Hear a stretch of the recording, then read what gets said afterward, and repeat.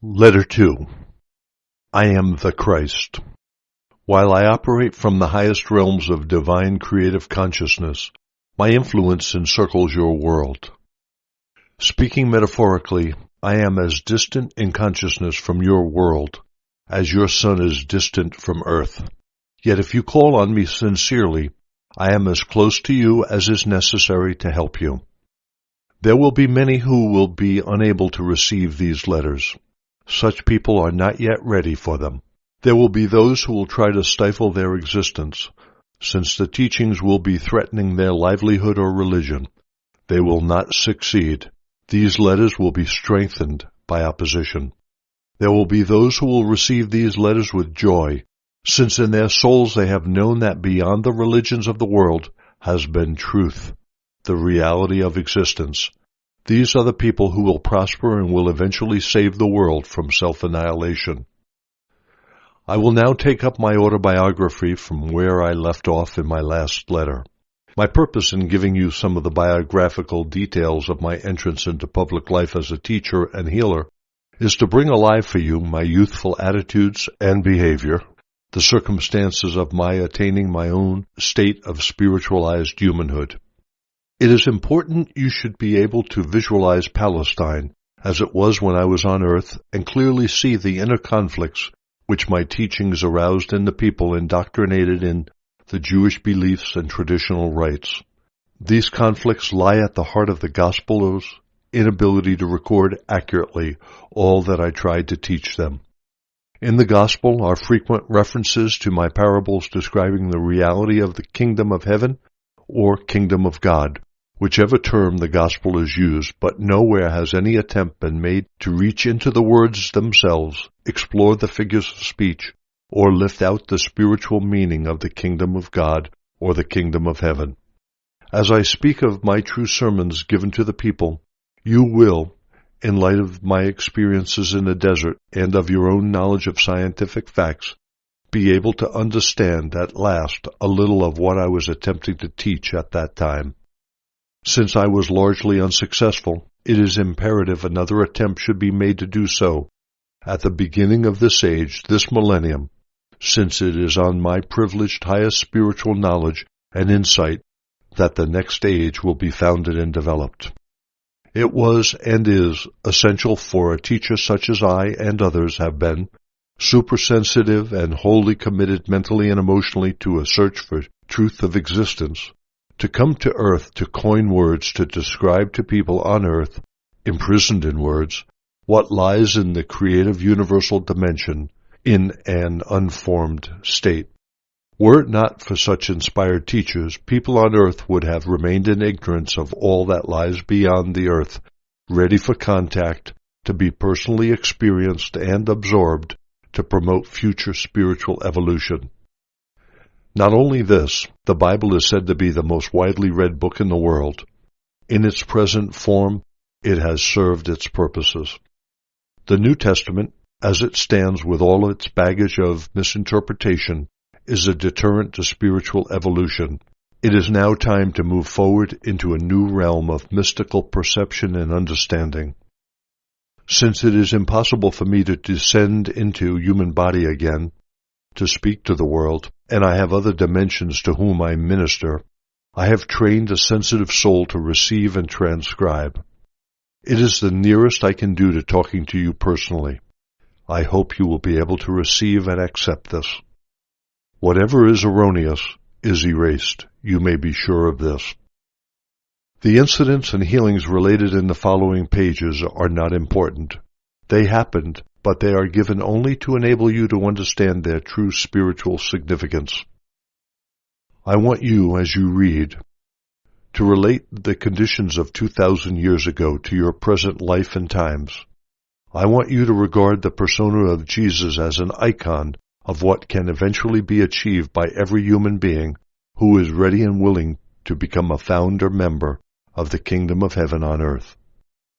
Although people of your present world are what you call sophisticated, big-headed in their modern knowledge and learning, versed in contemporary manners and in new ways of relating to one another, basically, the people all those years ago were the same as yourselves. They were controlled and motivated entirely by their twin impulses of bonding, rejection, desires, repulsion, even as you are. They loved, hated, criticized, condemned, slandered and gossiped, possessed ambitions to rise to the top of society, despised those who were failures in life, secretly slept around, as you call it, and taunted those who were different in any way to themselves. To help you fully understand and enter into my time on earth, my consciousness has descended to your plane of earthly existence to experience yet again the persona of Jesus and the emotions and events in which I was involved. When I left the desert and put foot to the road leading to my village of Nazareth, I was still elated, exuberantly joyous in the knowledge so gloriously revealed to me in the desert. I focused my thoughts entirely on all that I had learned, and if my thoughts strayed to my former negative forms of thought, I swiftly turned to the Father for inspiration and determination in overcoming them. In this way, I returned constantly to the light of awareness and understanding. Some people looked at me askance, seeing my joy and also my dirty, unkempt appearance. Was I happy with drink, they wondered? Others looked at me with abhorrence. Instead of reacting with anger as in the past, I remembered that I had been blessed with visions and knowledge they could not even begin to imagine. I blessed them and prayed for their inner vision to be similarly opened and continued peacefully along the road to my home. There were villagers, however, who viewed my pitiful state with compassion and hurried into their houses to fetch me bread and even wine to help me on my way. There was always someone who offered shelter for the night. The Father Life indeed supplied all my needs and gave me protection as needed. All this time I said not a word about my weeks in the desert. I felt that the time was not yet ripe. Eventually I reached my hometown Nazareth, and the villagers openly scoffed, pointing at my filthy self and tattered clothes. Dirty, lazy layabout were some of the kinder words thrown at me. I came to my mother's door with a feeling of dread, since I knew she would be more shocked than her neighbors when she saw me stand in front of her. Thin, bones showing through skin, eyes sunken and cheeks hollowed out, face burned black, and lips blistered with the sun, and beard grown long and straggly. My clothes. She would be outraged when she saw my clothes, their original color wholly obscured by desert dust and the cloth torn and ragged. I mounted the steps and braced myself to endure the heat of my mother's fury. When I knocked, my sister came to the door. She looked at me, open-mouthed, wide-eyed and frightened, then slammed the door in my face. I could hear her running to the back of the house, screaming, "Mother, come quickly! There's a dirty old man at the door!" I could hear my mother muttering crossly to herself, hurrying to the door. Flinging it open, she stood, rooted in shock. I smiled, but for a moment she looked me up and down with increasing horror, as she realized this dreadful creature was indeed her wayward son, Jesus. I held out my hands to her, saying, "I know I cause you much pain, but can you help me?" Immediately her expression changed, and drawing me inside, she secured the door. "Quick," she said to my frightened sister, "stop that noise and put water on to boil. Your brother is starved. It doesn't matter what trouble he has got into. He belongs to us. He must be looked after." Gently, she helped me take off my clothes and bent me over a large container of water and scrubbed me clean. She washed and trimmed my hair and beard and lightly covered the sores on my body and lips with a healing salve. Neither of us broke the silence. I savored the love she showed me and tried to show my gratitude by a more gentle and sensitive approach. Having helped me put on a clean robe, she sat me down to a frugal meal of bread, milk, and honey. Reluctantly, she gave me wine to pick up my strength, but it was obvious she thought that wine had been the cause of my shocking plight. Then she led me to a bed and placed a cover over me. I slept for several hours and woke refreshed to a morning, bright with sunshine seen through the window. I was now longing to talk to my mother, to tell her that I was indeed a Messiah, but not the kind the Jews imagined. I could save people from the bad results of their sins, I could help them find health, abundance, fulfillment of their needs, because I could now teach them exactly how the world had been created. As I tried to tell her, she started off by being excited and delighted. She jumped to her feet and wanted to rush out to tell the neighbors her son was indeed the Messiah. They should hear how nicely he now talked, and he had been fasting in the desert. But I stopped her from doing this. I said that I had not yet told her what had been revealed to me. One of the most important things I had learned was that the Orthodox Jews were entirely wrong in their belief in an avenging God. There was no such thing. This frightened and upset her, and she exclaimed, "How then will Jehovah govern the world and make us good and listen to his prophets if he does not punish us? Are you now so big that you're going to tell the high priests their own business handed down to them from the time of Moses? Are you going to bring more shame on this house?" She began to cry, saying with anger, "You've not changed a bit. You've only changed in what you are saying. You have brought me nothing but grief. How could I ever believe that you would be a Messiah? You will only lead people into greater torment than ever before with your strange ideas." My brothers heard her wailing and came running, wanting to turn me out of the house. Because I did not want a disturbance, I offered to leave peacefully. If this was how my mother reacted, I could be sure that everyone else would react in the same way to what I wanted to tell them. I realized I needed a quiet time of absolute rest and silence in which to collect all my thoughts and experiences together. I would have to pray for inspired guidance on how best to approach the Jews with my message of good news. I was sure that the Father Life would meet my need, and I would find the right accommodations somewhere.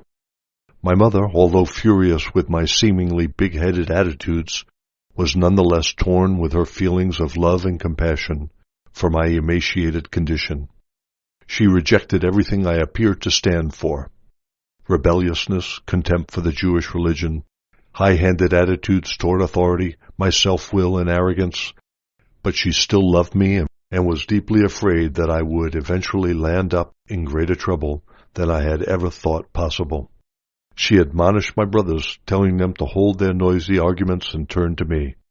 "You can stay here until you are better," she said. "Perhaps while you're here I can talk some sense into you. I can tell you now, if you go out into the streets and begin talking as you have to me, you will end up in even worse state than ever. Good people will spit and throw their rotten rubbish over you. You are a disgrace to your family." So, despite her anger, I laughed and thanked her and kissed her warmly. Gladly, I remained with her, knowing very well that underneath her anger, she was deeply anxious for me. She fed me well and made me good new clothes.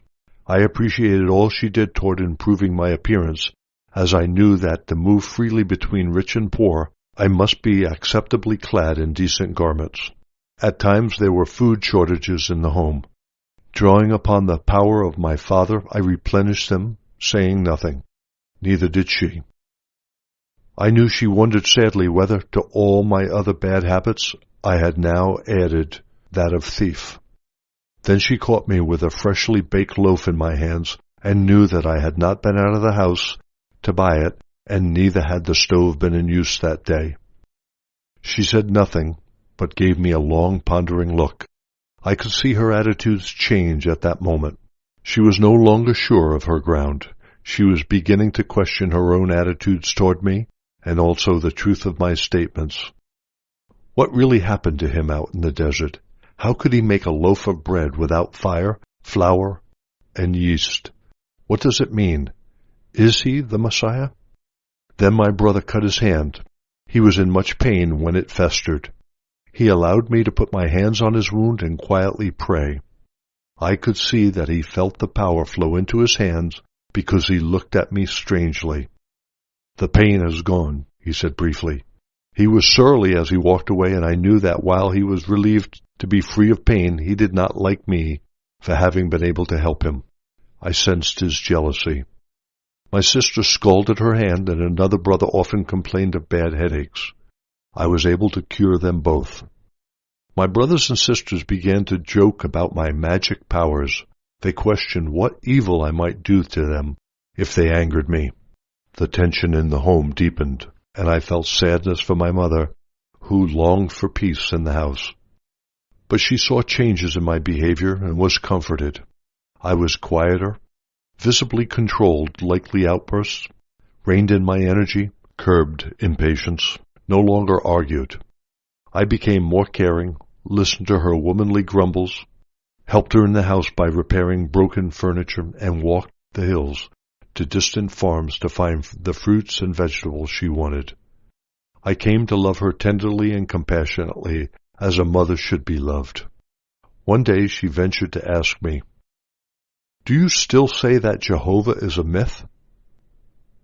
Job said that if Jehovah were to withdraw his breath, all flesh would collapse together. That is the Jehovah I believe in and saw. "No one has seen Jehovah," she said firmly. "I saw that which has brought all things into being," I replied quietly. "I call it the Father, because it is perfect love, love more perfect than a mother's," I added, smiling at her. "It works in, through, and for all its creation. It is the Father in me which has brought you the things you needed in the house and healed my brothers and sisters so swiftly." I could see she was beginning to understand a little of what I said. "What of sin?" she asked. "There is no sin as we understand it. We are born to behave as we do.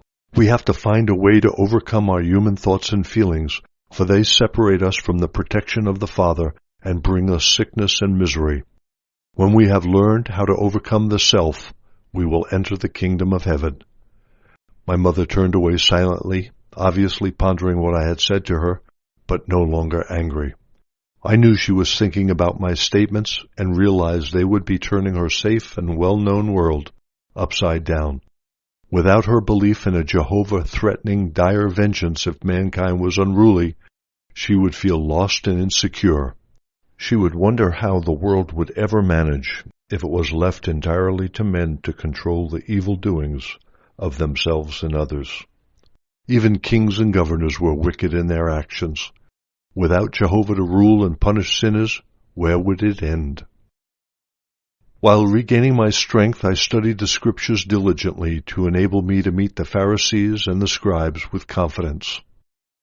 It was also imperative I should know what had been written of the Messiah, because I was convinced I was he of whom the prophets had spoken. I could indeed rescue, save people from misery, sickness, and poverty, even restore them to health and prosperity by showing them the truth concerning the kingdom of heaven and the reality of the Father. When I felt I was sufficiently prepared to go out and teach and heal, to please my mother, I agreed to go one Sabbath to the synagogue in Nazareth to speak to the congregation. As was customary, I stood up and was handed Isaiah to read. I chose the passage prophesying a Messiah would come, who would release the Jews from every type of bondage. "The Spirit of the Lord is upon me, because he has anointed me to preach the good news to the poor. He has sent me to proclaim release to the captives and recovering of sight to the blind, to set at liberty those who are oppressed, to proclaim the acceptable year of the Lord." Then I sat down, saying, "Today you have seen this prophecy fulfilled in me." There was shock and amazement on the men's faces, but I continued to speak, knowing that the Father would tell me what to say. The words came without hesitation. I spoke about my experience in the desert and related my vision of the baby growing into manhood, all the while, all unknowingly, wrapping himself around with mental thongs and chains, thus blinding and imprisoning himself in interior darkness and shutting himself off from God. I explained that in so doing they exposed themselves to oppression from conquerors, slavery, poverty, and disease. "For God is light," I said, "and light is the substance of all visible thing, and light is love, which makes all things for man to enjoy. All blessings of abundance and health were freely available to him who loved God with mind, heart, and soul, and lived strictly according to the laws of God." When I had finished, there was complete silence in the synagogue. I felt that the congregation had experienced something strange and powerful, and had been lifted to a higher plane of thought and wanted nothing to disturb the transcendent tranquility of that moment. Then the whispering started amongst themselves.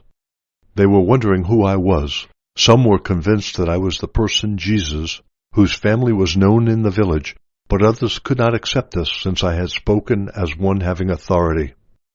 Unfortunately, I felt my old reactions to these religious men returning. I knew they had despised me in the past, and so I expected rejection.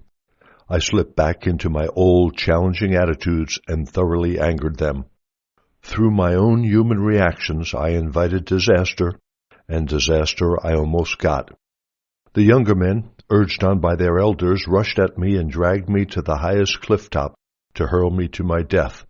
But I prayed to my Father for deliverance. Suddenly, it seemed they were so stirred up, they hardly knew what they were doing, and turned on each other. I was able to slip from their midst and escape. It was strange. They seemed not to notice my going. Badly shaken by my experience, I managed to send a message to my mother, saying I was leaving Nazareth immediately and going down to CAPERNUM, a gracious town by the Sea of Galilee. At first I thought to join old acquaintances, but I felt intuitively this was not the right thing to do. So all the way down and on entering the town, I prayed for the Father's direction and help in finding accommodation. I had no money and would not beg. As I walked the street, a woman of middle years came towards me, heavily laden with baskets on her arms. Her countenance was sorrowful. It seemed she had been crying. On impulse, I stopped her and asked where I might find accommodation. She said briefly that she would normally offer me a bed, but she had a very sick son at home. She added that she had been to buy provisions to feed the comforters, who had already gathered to mourn when her son died. My heart grieved for her, but also rejoiced. Straightway I had been led to someone I could help. I expressed my sympathy and offered to carry her baskets to her house. She looked at me for a moment, wondering who I might be, but was apparently satisfied by my appearance and demeanor. On the way, I said I could probably help her son. "Are you a doctor?" she asked. I replied that I had received no medical training, but nonetheless I could help him. On reaching her house, large and well-built of stone, indicating social standing and prosperity, she took me to her husband, saying, "This man says he can help our son." He nodded morosely, but said nothing. The woman, Miriam, drew me away, saying he was distressed and very angry. "The boy is our only son amongst many daughters, and he is blaming God for giving the child the sickness." Miriam wept. "If he speaks like this against God, what other troubles will be heaped upon us, I wonder?" "Take comfort," I said. "Shortly your son will be well again." She looked doubtful, but led me to the room in which the boy lay. It was hot and stifling, and filled with gloomy, talkative well-wishers. I asked the mother to clear the room, but the visitors were resistant. They wanted to see what would be done, and only left reluctantly when Miriam called her husband to speak to them. I could hear them arguing with the father in the next room. What did he think this man could do if the doctor had been unable to help the boy? The father came into the room to see for himself. His son was deathly pale and had a high fever. The mother explained he could not keep his food down and had loose bowels. He had been like that for several days and had lost so much weight the doctor had said nothing more could be done for him. He would probably die. I placed my hands on the boy's head and prayed, knowing and silently giving heartfelt thanks that the Father life would flow down through my hands and into his body. Thus the healing work would be accomplished. I felt extreme heat and a tingling vibration in my hands, and the power pouring into his frail body. I was overcome with joyous thanksgiving. How great, how wonderful was the Father life when released to do its natural work of healing. His father and mother, looking anxious, wondering what would happen next, held each other's hands and watched intently. As they saw their son's color gradually change from white to a more healthy glow, they exclaimed in astonishment and delight. After some time, The boy looked up at me and said brightly, "Thank you. I am well now. I am hungry and want something to eat." His mother laughed with happiness and held him close, but also looked apprehensive. "I cannot give you food, my son. The doctor will be angry." She had been warned to starve him of all but water. I smiled and said, "He is cured. You can give him bread and wine, and he will keep it down." His father, Zedekiah, was all amazed joy and gratitude. After embracing his beloved son, he turned to me and wrung my hands warmly. He kept patting my shoulder but shaking his head, unable to speak for the tears which were running down his cheeks. When he had largely recovered his composure, he went through to the living room and said to the people there, "My son, almost dead, has been returned to fullness of life again." His words were met with a great clamor of jubilation, excitement, disbelief, questioning, laughter, and congratulations. The boy's mother stood there, her face wreathed in smiles. After that, there was no question of needing accommodation. When Zedekiah told the astonished comforters that the boy was cured, and the youth himself appeared smiling at the door and asked, yet again, for food, the well-wishers one and all gathered around me and invited me to their homes. However, I preferred to remain with the boy's father, who now said he had many questions to ask me. He hoped I could answer them.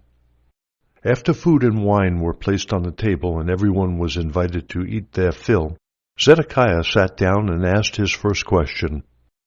He said, "You have done something no priest or doctor could do. Healing only comes of God. Although you are a stranger, I perceive you must come from God." "Yes," I said, and the people murmured wonderingly. "This illness which has come upon my son, was this a punishment for something I have done wrong in the past?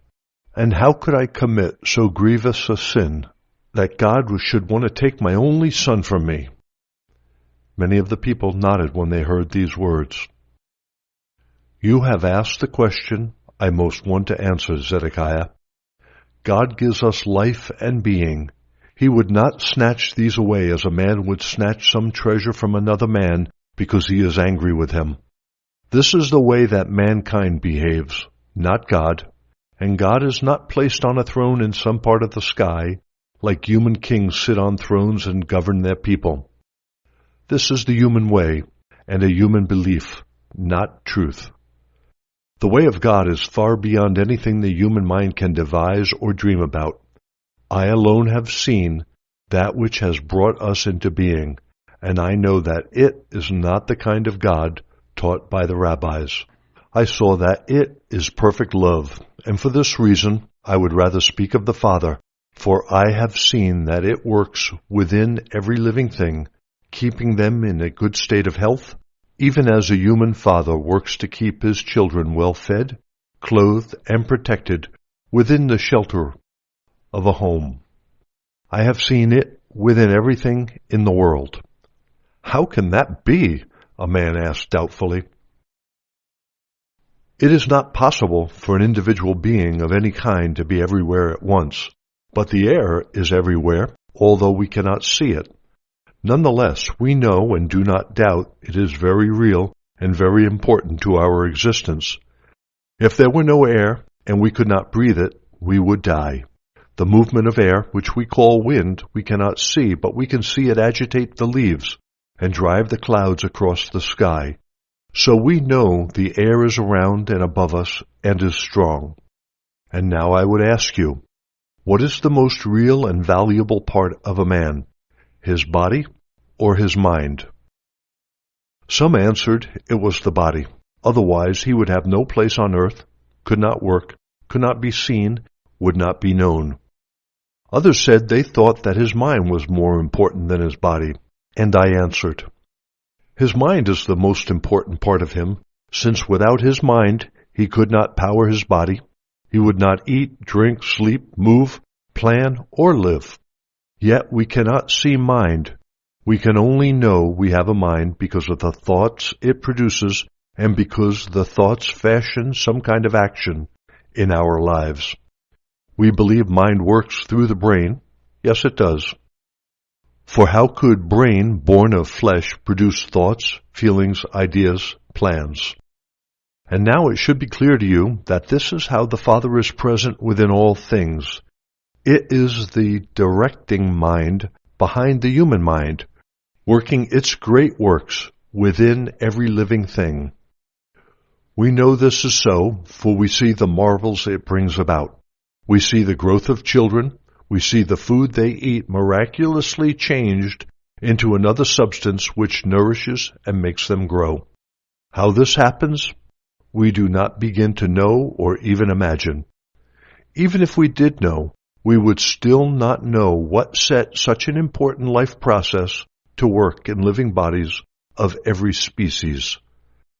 See how wonderfully the bodies of each species is fashioned and created purposefully, expressly to transform the kind of food they eat into nourishment to grow bone, blood, and flesh. Now you show us these things, we can see they are truly marvelous, a young man exclaimed. They are. We see the young bodies going through their various stages of development, and we see their minds keeping pace with their physical development until the youths and maidens begin to long to find a spouse and to become parents themselves. Then the great work of conception is accomplished, and the growth of seed within the womb continues until it comes forth as a full-term child. Think, who determines all this steady, orderly growth within the woman? From whence comes the plans which govern the right development of head, body, and limbs, and are unvarying from one woman to another, and from one species to another? Who decides the exact moment when birth shall begin, the physical means by which the child shall be brought forth from the womb, the provision of milk for the child? Think, is this the mother? No, it is not the mother. She is but witness of all that takes place in her from the moment her husband has been to her and planted his seed to join with hers. Does God do all these things from afar? Do his thoughts reach out to each man and woman and decide when these things shall take place? No. All this work is accomplished by the creative mind power, the intelligently loving life within every living thing. We see the parents' love of their young, be they bird, animal, and man. Where does this love come from? It is drawn from the creative mind power, perfect love, of the Father within us. It is because the Father does the work within the plants, the trees, the birds, animals, and man himself that we are here today, living, breathing, eating, sleeping, having children, growing old, and then dying to pass on to some more happy place. All of this is the work of the Father active within us. How can you possibly deny the truth of all I have said tonight? Today you saw a dying youth brought back to fullness of life again within a short time. Was it I who healed him? Not at all. Of myself I can do nothing. It was the life that is the Father active within all things which came in full force to repair an ailing body and bring it back to full health again, because I believed it would and did not doubt. There were sighs of satisfaction in the room. New light, new interest, even new gentleness showed in their faces. Why then does man suffer so grievously? Miriam asked. Because when man is begotten, when life takes on form within the seed, it takes on the humanhood which separates it from every other individual in the world, to make it single, a lone figure, joined to none other, solitary, private, its own person. It becomes subject to, is controlled by two mightily strong impulses in his earthly nature, to hold fast to all things he greatly desires, and to reject and push away all that he does not want. These two most basic impulses in man underlie every single thing he does throughout his life, and are entirely responsible for the trouble man brings upon himself. Although the Father is active within man, it has nothing of humanhood in it.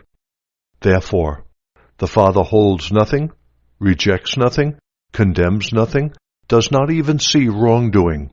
All that man does, which man calls sin, is only of this world, and is only punished within this world. For it is a law of earthly existence, as you know, that whatever you sow, you will reap as a like harvest. Because he draws life and mind from the Father, man himself is creative in thought, words, and deeds. Whatever he thinks, says, does, and believes returns to him in like form some time later. There is no punishment from the Father. Whatever ills come to mankind is of their own making entirely. People murmured that this was a new teaching altogether, and yet it made greater sense than all that they had been taught before. Several voices urged me to tell them more. I tell you, in me you have seen the life active as healing. Follow me and you will hear of the path you must walk to find happiness. In my words will you find the truth of existence never yet revealed by any other man. It has been said of the Messiah, he will utter secrets hidden from the beginning of creation. I tell you truly, these secrets you will hear from me. If you listen carefully and grasp their meaning, and practice their truth and hold fast to their laws, you will be made new and will enter into the kingdom of heaven. After I had spoken, the people were quiet for a moment, and then there was a clamor of excited talk. But Zedekiah stood up and said it was time for the household to settle down. His boy needed sleep, and his wife and daughters, too, were weary after all their weeping. It was arranged that the next morning I should go down to the harbor, and sick people would be brought to me.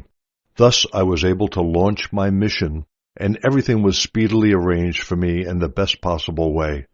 It seemed that if I did not heal, there would be no interest in and no acceptance of all I had to tell them.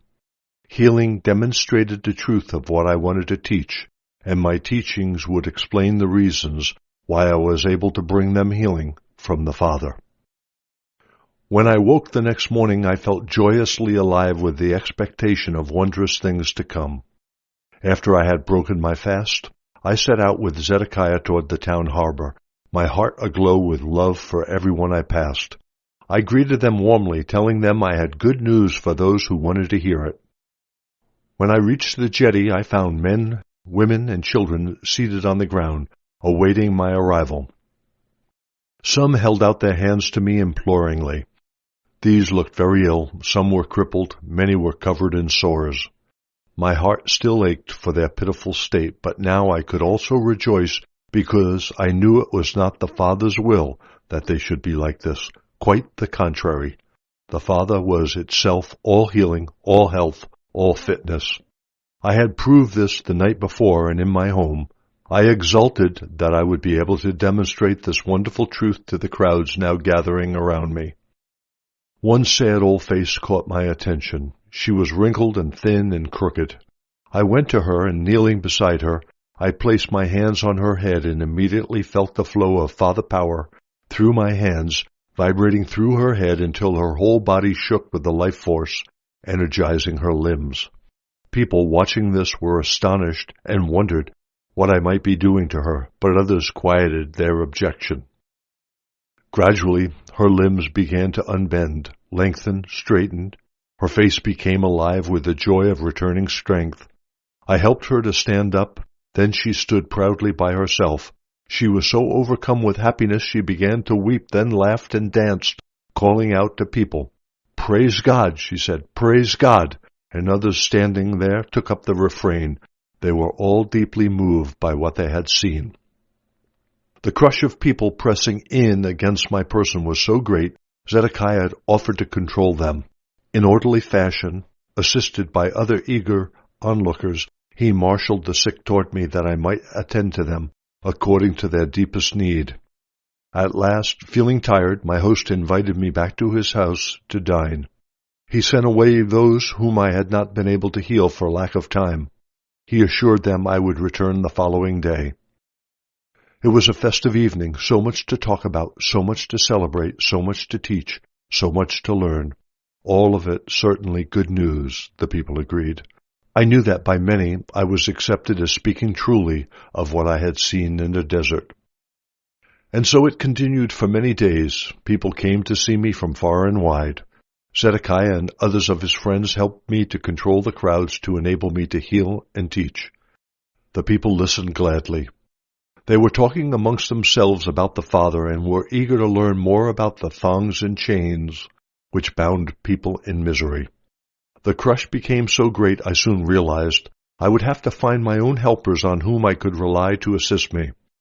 It was time for Zedekiah to return to conduct his leather business, which he had been neglecting. I went away to the hills to pray about choosing disciples. When the conviction came to me that I would be guided as to whom to choose, I returned to Capernaum. I felt a strong inclination to go down to the waterfront, to speak to some men I had seen listening intently to my teachings. Whether they would leave their fishing nets to join me remained to be seen, but when I called them, Simon, Andrew, James, and John, they came immediately, happy to help in my work of healing and teaching. Others also joined me as I began my work amongst the people. I left my host, Zedekiah's house, with his warm assurances that I could return at any time. Thus it was that I commenced my mission as teacher and healer, wandering wherever needed through towns and villages. Before setting out, I gathered together the young men who had consented and were eager to help me. They would be listening to my teachings and would be mystified by much of what I wanted to say. It was vital I should first explain the background to all that had been revealed to me in the desert. I told them that despite my previously lazy way of life, I had always had a profound compassion for people. It was my compassion that made me turn from the God taught by the rabbis. When I spoke of my total rejection of a punishing Jehovah, I could see the doubt and shock in their faces. At considerable length I explained that I questioned how it was possible to speak of a good God when there was so much suffering endured by innocent children. As I spoke, I saw their faces gradually relax. I continued to voice my previous doubts and anger until I saw their expressions change into those of acceptance and then full agreement. I discovered I had put to them their own doubts and questions, which previously they had never had the courage to put into words. As we spoke together, I could sense their relief that they were no longer alone in their secret resistance to the rabbi's teachings. I told them there came a time when I began to realize ever more clearly that I was wasting my life. I wanted to change and felt very strongly I should go to John the Baptist as a starting point, as it were, to the commencement of a new way of living. I described what happened during the baptism and my 6 weeks in the desert. I explained that all my previous thoughts and beliefs, attitudes, arrogance, rebelliousness, were gradually cleansed from my consciousness while I was going through the deep revelations and visions showing me the reality that I now call the Father. I explained the nature of the Father and that this divine nature also constituted the divine will. I told them that it was man himself who, through wrong thinking and wrong behavior, shut himself off from the Father within him, and man alone, by first repenting and then by mental emotional cleansing, could find his own way back to full contact with the Father.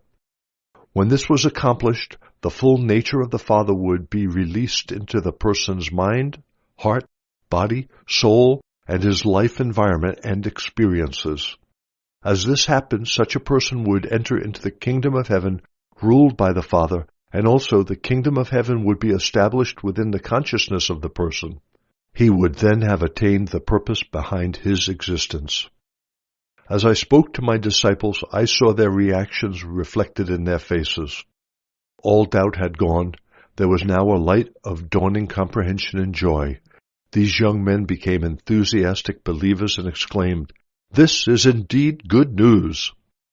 However, after their first acceptance of all I said, there were times when they wondered whether all I said could be true. I understood this. To be prepared to rid themselves of the image of Jehovah so deeply imprinted in their minds took a great deal of courage. There were times when they spoke amongst themselves and questioned, who was this man claiming such marvels? Supposing they came along with me and it turned out that I was really a messenger from Satan, what then? They would be severely punished by Jehovah. They had much to lose, their standing in society as sober, hard-working young men, their reputation as tradesmen and artisans, their loss of income, and biggest obstacle of all, the probable anger and rejection by their families. What would they receive in return? I told them I could not promise them any earthly reward for their help in spreading the gospel of good news. I had no doubt at all that wherever we went we would be given food and shelter and would be well received by the people. I could only promise them the truth that the Father knew their needs and would fulfill them and keep them healthy. I could also promise them that as they turned to the Father and trusted the Father every step of the way, they would be happy in a way they had never been happy before. They would experience the kingdom of heaven themselves to the extent that they set aside the demands of self and served other people. They would witness the healings, and these would increase their faith and give them the courage to endure any discomforts of the journey. And this was how we came to start on our mission of spreading the good news of the gospel of the kingdom. I sent these young men ahead of me into the town we were to visit. As they entered it, they told the people to gather together to hear the good news of the kingdom of heaven. These people were astonished and wanted to know more, but the disciples urged them to fetch their friends and neighbors, and they would be told all about it when Jesus arrived. There would be healing of their sick people. Excitedly, many ran to help spread the good news, and soon they were gathered together in a huge crowd. I, who had so deeply and passionately rebelled against the long-faced religious homilies threatening violence, punishment, and damnation to sinners, now walked with joy to meet these crowds.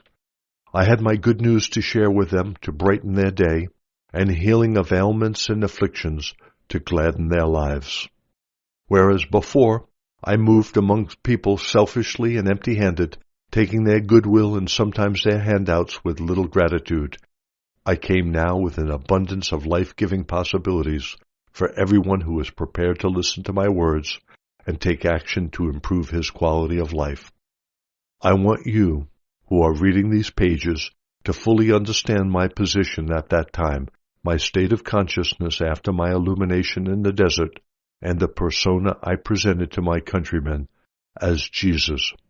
There have been so many conjectures that I am about to give you the truth. I was born to have, when mature, a fine physique, strong, aquiline features, a remarkable intellect, and a love of mimicry and laughter, but like so many of you today, I took no care of my earthly talents. At the time of going into the desert, my face and manners were what you might call downgraded from what they should have been. While I had begun to examine and rebel against what I had become, my intellect had also suffered from misuse, constantly engaged in arguments and dissensions over religion, and indulging in flippant speech. I made people laugh. I was liked by the men and women I mixed with, but certainly not respected. Hence the astonishment of those who had known me when I spoke to them in the synagogue in Nazareth. While my mother nursed me back to good health, I made powerful use of the knowledge and enlightenment given me in the desert. This restored me to the man I was meant to be. When I started my mission, I was fully aware that I was the only one with supreme knowledge of the secrets of creation and existence itself. Therefore, I could say with perfect confidence, no one has seen the Father but me. I knew that all that man believed in so wholeheartedly was false, not real. I knew that I had been specially fashioned and designed by the Father for this mission. I had been blessed abundantly with the physical energy, vitality of speech, and the ability to devise meaningful parables to enable me to pass on the message successfully and in a form that would never be forgotten. Besides which, I understood my fellow men so well from long association with them that I knew their fondest hopes, their most desperate fears. I knew what made them laugh and prompted them to mockery and derision of the rich and pompous, and I knew, also, how deeply so many, young and old, suffered silently and bravely. I knew and experienced deep compassion for the populace which lived in fear of, or endured, the verbal whiplash of Pharisees and bowed down to the tax laws of the Romans. I knew how their proud Jewish spirit was bruised by the conquering Gentiles, whom they were forced to honor with their lips and hand and knee salutations, yet whom they despised behind closed doors. I knew and fully understood the lives and thinking of the populace. I had previously thought their thoughts, felt their resentments, endured their kind of anxieties in time of lack, felt powerless in the grip of the Roman governance. I now knew that none of this suffering was really necessary. Knowing as I did the reality of existence, the reality of universal God, I could clearly perceive the foolishness of the Jews in authority who were imposing a burdensome way of life upon the populace, which was wholly erroneous and in direct contradiction of the truth of being. The situation made me deeply angry. Therefore, I knew I had been perfectly fashioned and honed to become a purified instrument of divine action in Palestine, driven by my passion for truth and driven by my compassion for my fellow human beings. Hence, I called myself Son of Man, because I knew exactly what mankind was up against in their daily lives. Furthermore, I had perfect confidence I could achieve my objectives in bringing the truth to the people and thus be instrumental in changing the quality of their lives. For that reason, although I knew right at the outset of my mission that there would be a penalty to pay for all I proposed to do, turn the known Jewish world upside down and inside out, I was prepared to face up to it and go through it, could not evade it, because I loved people with Father love flowing through my heart and being. For Father love is the essence of giving itself into visible being and visible existence, and growing, protecting, nourishing, healing, and fulfilling all the needs of all creation made visible. I knew I was the Father's gift of salvation to the people, to the world, not as they supposed and taught down the centuries, salvation from punishment meted out by an angry God to sinners, but to save people from the daily repetition of the same mistakes in wrong thinking which created their misfortunes, poverty, sickness, and misery. Because I loved the human race so deeply, I was prepared to teach and heal in defiance of the Jewish priests. I was prepared to die on the cross for what I had truly seen in the desert, knew with all of my heart, and wanted to share to the last drop of my ability to do so. This is the truth behind my crucifixion, and all the rest you've heard is man-made conjecture arising out of the Jewish practice of burnt offerings in the temple. I was a gift from the Father to mankind to help them surmount their ignorance of the laws of existence and find the true path of life, leading to the joy, abundance, and perfect wholeness of the kingdom of heaven. These were the perceptions, the desires, the intentions and goals, and the thoughts which I bore within my mind and heart. This was the earthly, mental, emotional framework clothing my spiritual consciousness, hidden within the head and figure of Jesus. It was my spiritual consciousness channeled into the above forms of thought and feeling which impelled me to set out on a 3-year journey to bring the people what I fully believed was the final rescue from their own blind thinking and feeling, which were creating their own troubled lives. I truly believe that if only the people could be shown all that had been given to me to understand, they would realize their past folly and would make every effort to change their thinking and put foot to the path of life leading to the kingdom of heaven. To this end, I was prepared to give my life. Because of the wrong interpretation placed on my mission by Jewish teachers, my true message has been distorted out of recognition, and the purpose of these letters is to bring to the people of this new age the truth of what I really spoke to the crowds in Palestine. Therefore, returning to my recounting of those days, let me take you back to a special day which bore fruit amongst my listeners and made a lasting impression in the minds of my disciples. Hence, for me also, it was a particularly meaningful day. I took time off from the pressure of people to go into the hills to pray and meditate, to recharge my spiritual batteries by making a deep, strong, more powerful connection with the Father within me. This connection was so rapidly obscured within my consciousness when I was busy amongst the crowds that I was exhausted. Arriving in the cave I used when in that area, I pulled out the pallet hidden under a rock and lay down to sleep. Instead of sleep, however, I felt the immediate inflow of divine life, the Father, and the tiredness was dissolved as my body was charged with the power, which is the creative source of all being. I was lifted in consciousness into golden light, and as I was traveling upwards within this light, it suddenly changed to purest white, and I knew that, in consciousness, I was now at the portals of the equilibrium, which is the eternal, the universal, the infinite dimension beyond all conception of human mind. I observed the light, but was not of it, nor was it powerfully within me, since this was the God dimension of the void, the no form of the universal equilibrium. But it communicated with me and infused me with its glowing love. It impressed in me yet again that it was the creating, perfecting, healing process, love, governing all existence.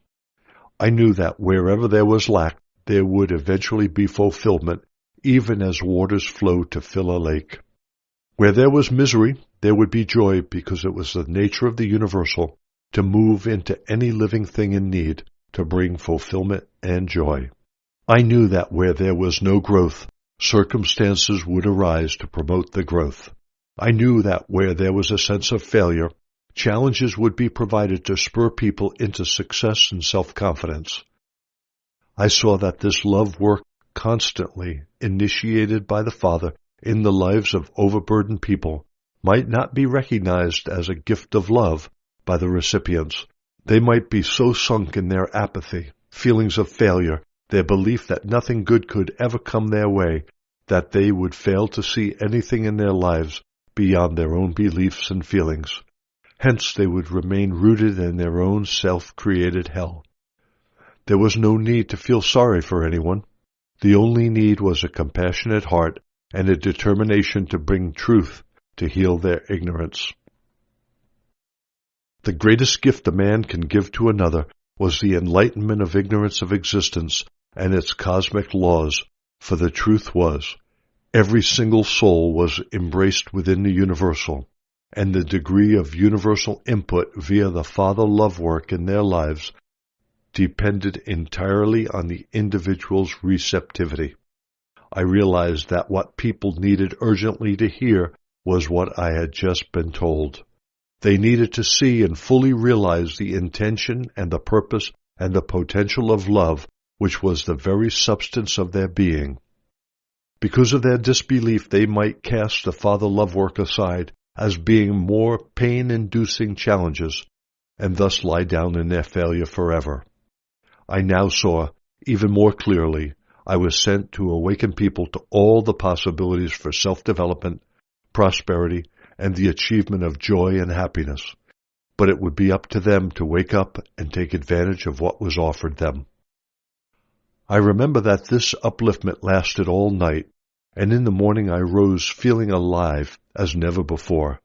My message had been clarified. I had seen even more clearly the reality of the Father, and knew that I would be able to go out that day and meet the crowds and transmit to them the power and the life of what had been shown to me. As I climbed down from the cave, I came to a large rock overlooking a steep precipice. When I sat, I was able to look down over the town we were to visit that day.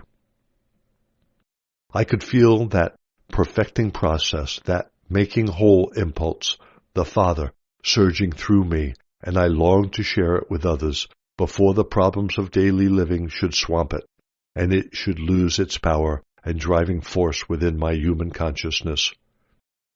My disciples joined me a short while later, On entering town, they spoke to the people and directed the gathering crowds to move onto the sloping ground below the dwelling places.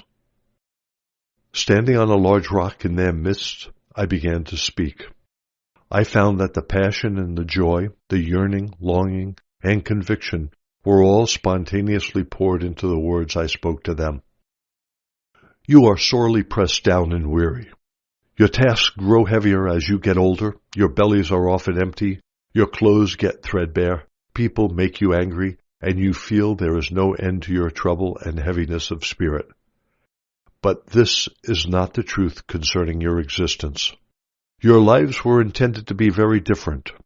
If you could only see beyond your feelings, if you could only lift your minds to make contact with the Father within you, you would be able to see and know what your state of existence should be. You would realize you were created to enjoy abundance, protection, good health, and happiness. But because daily you live in fear of good and evil, and believe and expect these more than you believe the Father is abundant life and love within you, supplying you with all the things necessary for health and well-being, it is your most feared good and evil experiences you attract into your life and bodies. Your beliefs in good and evil obscure, cloud over all that the Father has in store for you. If only you will believe in Father love. You judge your todays and expect your tomorrows, what you have experienced in the past. Therefore, are the ills of your yesterdays continually repeated in the future. You are enslaved by your memories and your undeviating belief that what was past must return again and again to burden and wound you. You do not need to heal your bodies or try to make your lives better. You need to heal your beliefs. I have told you there is nothing solid under the sun. If you could heal your beliefs, bring your beliefs into line with the Father's true intention for you, the wrong beliefs governing your bodies and lives would dissolve like mist in the sun. Your every circumstance would immediately come back to the divine intention behind all creation. You would find that for every difficulty, for every lack of every kind, there is always a mean to end the difficulty. There is always a filling of your basket to meet your needs. What do you think happens when the sick come to me and I lay my hands upon them? Am I thinking about the illness? Am I wondering if the person will be healed? Am I afraid that Father might be sleeping or is so far away I cannot be heard? No. If these were my disbelieving thoughts, there would be no healing. When a person approaches me for healing, I immediately rejoice because I know that the power, which is the Father, is within me, ready and waiting to heal the moment I ask. I give thanks because I know that the Father's will is health, not sickness. Therefore, I pray that the Father's will be done in the sick person. As I remove the belief in sickness from the sick person's body and know that the Father's will of health is flowing into his system, so does the appearance of sickness, change into the reality of Father health, and the body is made whole once more. Sickness is nothing more than a lowering of vitality, a reduction of life within the affected part. Restore Father life to the true intention and plan of your system, and the entire system functions as it should. You have been told that God sends sicknesses, plagues, famine, destruction to nations when they do not keep his law. You've been told that you yourselves are punished by an angry God for sins you have committed. What is punishment but evil doing under the guise of goodness? I say to you that evil does not come from God. How can God be of two parts, good and evil? It is only in your minds that you conceive good and evil. Only in your hearts do you think and feel it. These thoughts and feelings have nothing to do with the true God, which is the Father within you, bringing you every good thing, if you will but believe this is so. It is your belief in good and evil, and the good and evil in your hearts, which brings you sickness. In reality, you live within the kingdom of heaven, and the kingdom of heaven is within you, and you are governed by the Father.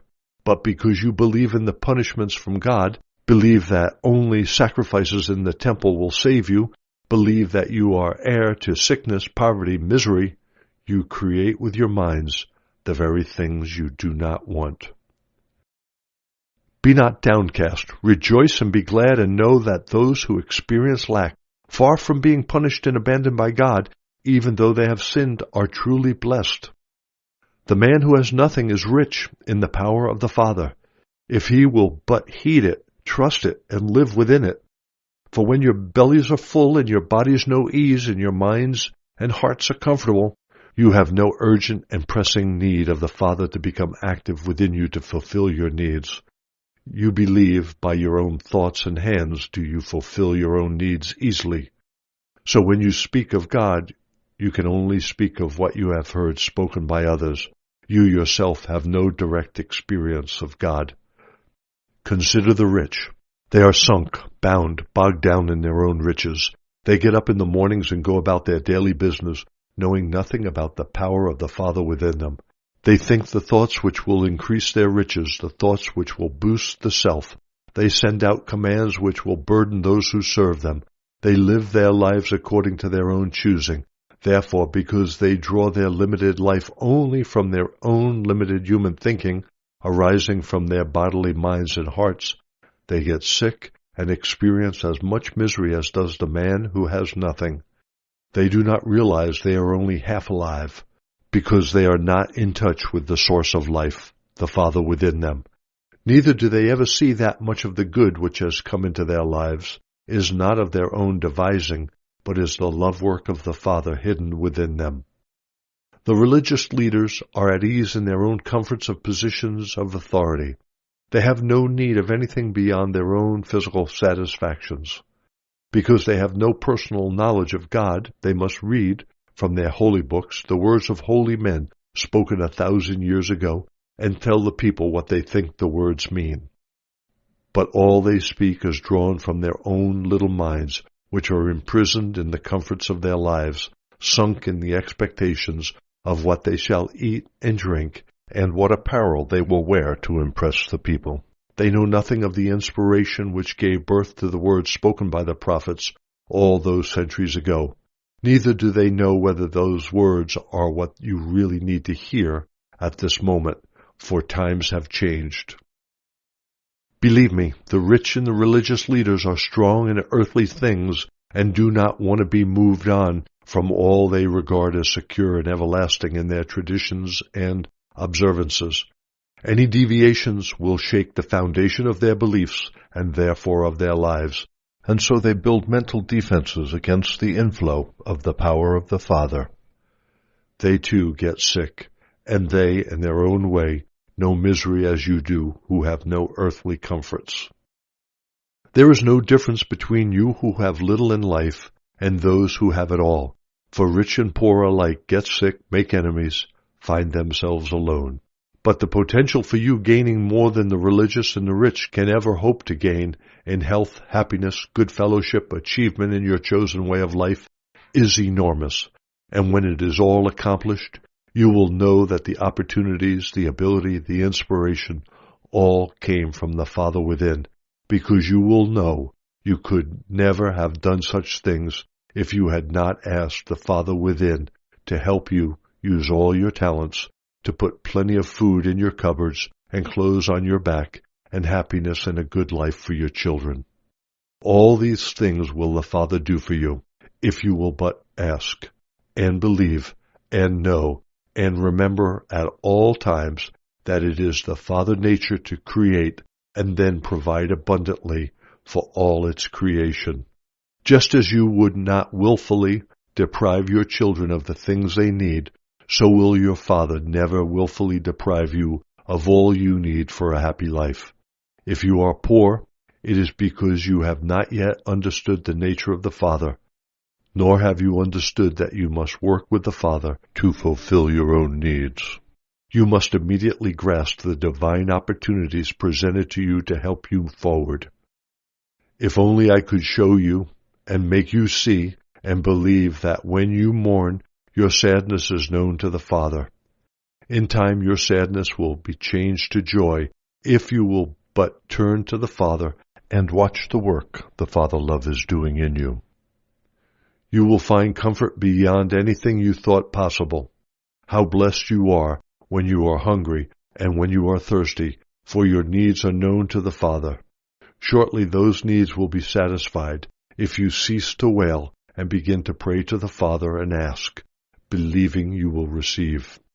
How can you believe that to eat and be properly clothed, you must first go to the temple and offer burnt sacrifices of the Father's own living creatures to pay for your sinning? Can you not see that the living things you burn have been created to enjoy life even as you've been created to enjoy life? They have been created to be a blessing and blessed on this earth, even as you have been born to be both blessing and blessed. For this is the nature of Father love revealed in its creation. If you remember that what you truly believe is what you get, can you not see that this Jewish belief in temple sacrificing of living things will bring you nothing but misery? Believe in punishment, and punishment is what you will get. Believe in killing and destruction as being the right way to reach God, and that is what you will experience, killing and destruction. If you are hungry and thirsty, it is because you are turning away from the Father within you. By indulging your fearful thoughts, anxieties, and feelings of hopelessness, you are creating the very conditions you want to rectify. You are doing all these bad things to yourselves. Therefore, even more blessed are you when you hunger and thirst for goodness and for contact with the Father within you, because then you will surely be filled up 100 times over. Blessed are you when you are attacked and robbed, because you will see God in action when you stand still in perfect trust and see deliverance taking place. Blessed are you when you are caught up in conflict, yet can still care about your fellow man and be the peacemaker. You carry love in your heart, which is of the Father, and you are truly a child of the Father.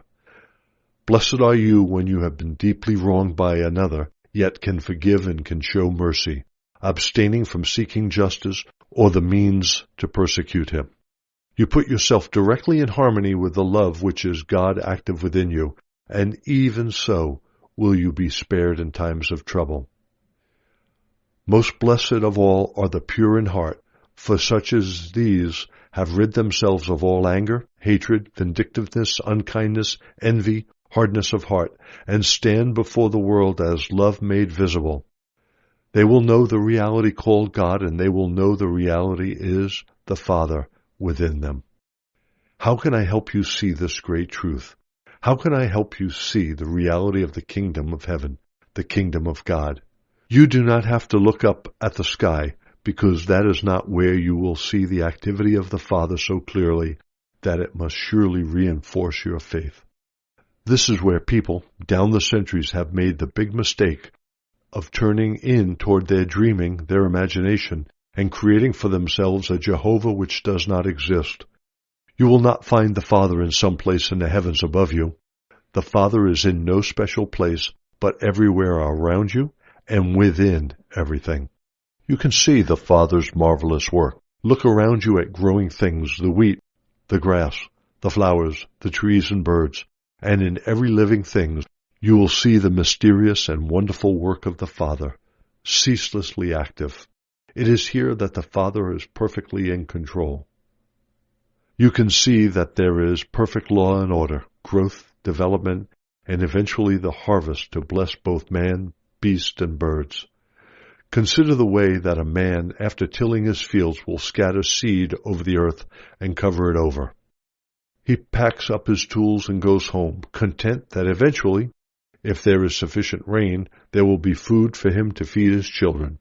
For many days he sleeps and wakes and does nothing more to his plants, but when he visits them he sees the blades of green pushing through the soil. Later he will return and see the growth of stalks and leaves, and later on again he will see the forming of the seed, and then one day he will see that the grain is plump and golden and ready to harvest. Meanwhile, all this growth has taken place without any help from him. The wheat has grown in a marvelous way that he cannot explain. Is it magic? No. It is the work of the Father, the power, loving intelligence throughout the universe, which inspires the work and respires through it. It is the activity of the Father, which is the intelligent life of the universe. When you enter the kingdom of God, you have a good feeling. You feel happy and joyous. Can you imagine how a woman would feel if she lost a large sum of money and wondered how she would feed her children? The woman of the house would be in tears and would sweep the house so thoroughly that there would not be a speck of dust. Then, hidden in a dark corner, she finds the treasured piece of silver, and immediately her tears are dried. She begins to smile, and then feels so alive and so joyous that she rushes out of her house to call in her neighbors to have a celebration party. Where she had thought she had lost everything, she was now rich after all. So it is when you find the kingdom of heaven, the kingdom of God. Instead of tears and fears and hunger and sickness, you find the peace, joy, plenty, and health of the kingdom of God. You will never experience any kind of lack again. The kingdom of God can also be likened to a very rich man who was a dealer in pearls. All his life, he had wanted to find a special pearl which would outshine all others. It would be flawless and perfect, and he would be the envy of every other dealer. One day he found such a pearl, beautiful beyond imagining, perfect beyond all others. He sold everything he owned, he abandoned all that he had accumulated to buy this pearl, and was happy beyond all dreaming. What does this mean?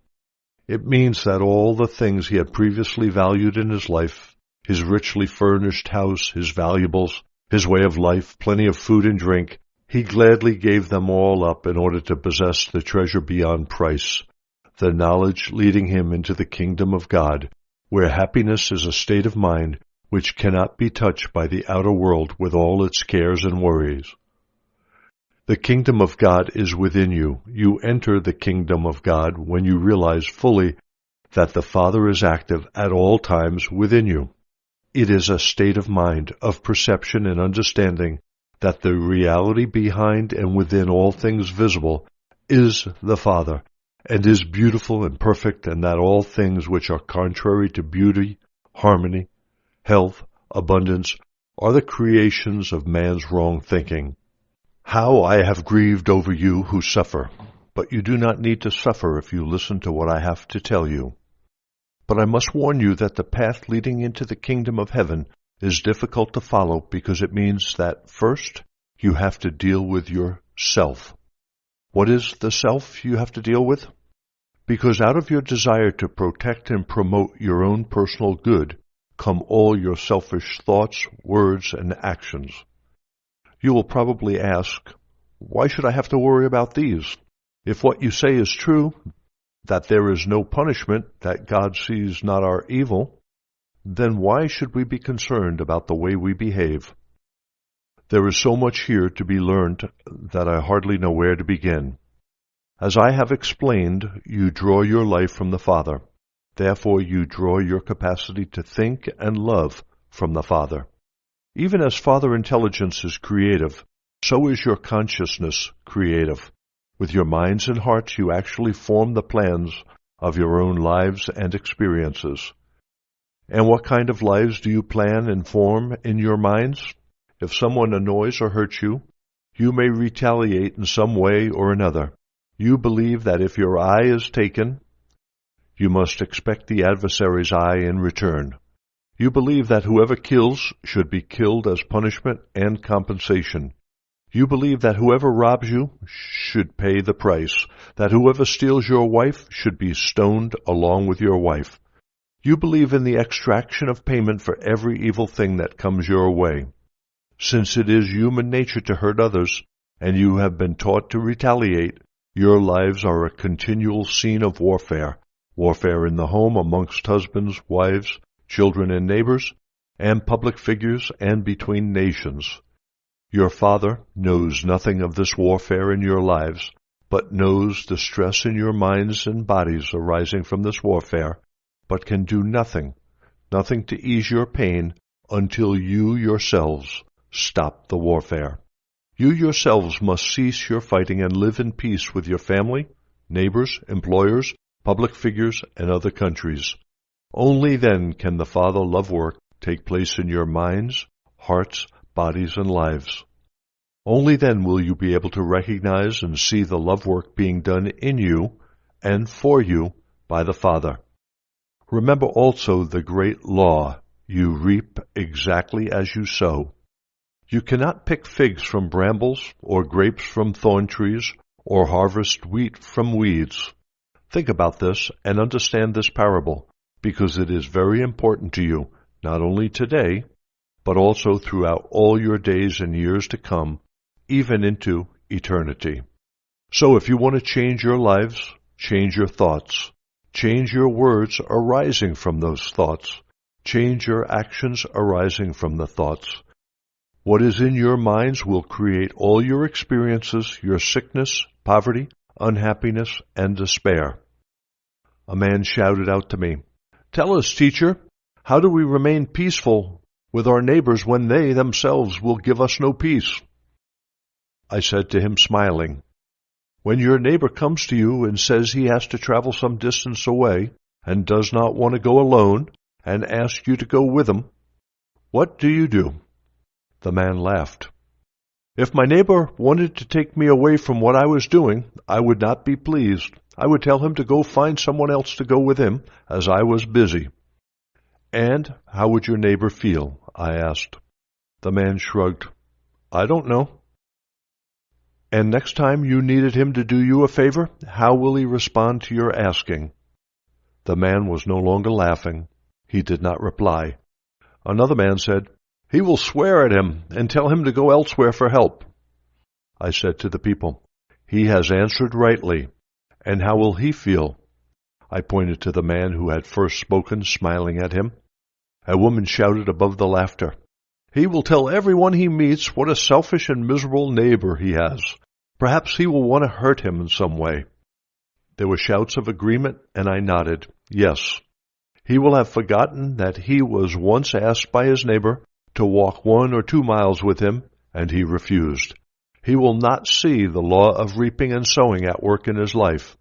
He set it in motion when he refused to go a mile with his neighbor, and now he is reaping of his attitudes and actions. Of what use to be angry when he has created the situation all by himself?" The people laughed and nodded and spoke to one another. Never before had they heard such knowledge of human behavior. Here was an entirely new teaching.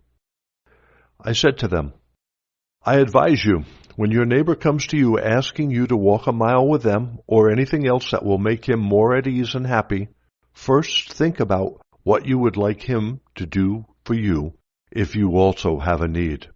How would you like him to respond to your request?" A murmur swept through the crowd, and I could see they understood what I was telling them. In fact, if your neighbor asks you to go 1 mile, do it with a happy, easy agreement, and be prepared to go on to 2 miles if necessary. When you refuse people, you do not realize it, but you tighten up your minds and bodies ready to protect yourself from being forced to do something you do not want to do. You tighten up your minds and bodies, and the Father is tightened up also, and cannot do its love work within you. And out of this tightening comes sickness. Again, you may meet someone sorely in need who is cold and unhappy. He may ask you for your coat. Don't pass him by glaring at him. Some people laughed. They knew this is what they would do. No, give him your coat, and if he is really cold, give him your cloak also. Go your way rejoicing. "Rejoicing?" a disbelieving voice asked. I laughed and said, "Yes, my friend, rejoicing. Firstly, because you had a coat and a cloak to give, and then rejoicing because you realize that now you have a lack of a coat and cloak yourself, your Father will shortly return the coat and cloak to you in some surprising way. If, however, you give him coat and cloak and then continue walking, grumbling to yourself, 'Now why did I do that? I was foolish. Now I will be cold instead of him, and people will laugh at me because I have given my coat and cloak and left myself with nothing. And what will my wife say when I get home?'" The people were nodding and laughing and enjoying the picture of a man who gives away coat and cloak and then remembers what an evil thing he has done to himself. I knew that very often they did deprive themselves to help others and then regretted their generosity afterwards. I waited a moment and then shouted in a loud voice to get their full attention. But have I not told you that you reap as you sow? Have I not told you clearly that your thoughts, words, actions create your future circumstances? So what do you want to sow to reap after you have given your coat and cloak to the stranger? Do you want your gifts restored to you? Or do you want to be without a coat and cloak for a long, long time, because that is what will happen to you if you go on your way, angry and upset because you have given away your coat and cloak? Your words and actions will seal, make hard like rock, the poverty you have brought upon yourself by giving away your coat and cloak.